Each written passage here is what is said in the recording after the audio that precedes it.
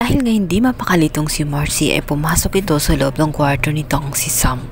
Dahil siya ay nanaginip, akala niya ay may kung anong nangyari kay Sam.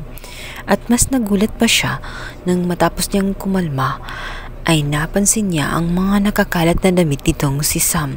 Sinabi ni Sam na kanina ay nakaayos ito, kaya naman ininayos ito ni Marcy.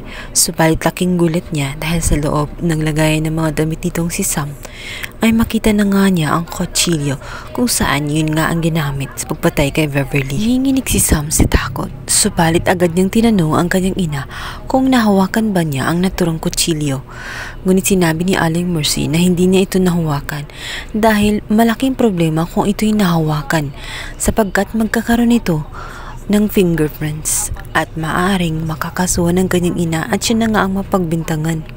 Sa oras na paimbestigahan na nga ang naturang kutsilyo, kaya naman itong si Sam siya na mismo ang gumawa ng paraan.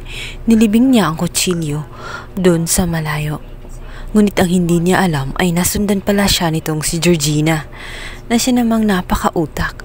Agad niyang kinuhanan ng video itong si Sam.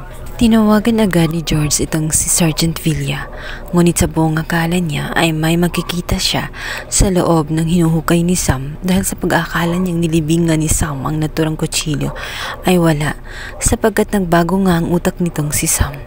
Hindi pwedeng malibing dahil mawawala ang fingerprint na ginamit. Kaya naman sa kagagawan nga nitong si Ward ay siya ang madidiin dahil wala pang ibang nakahawak sa naturang kutsilyo kundi siya.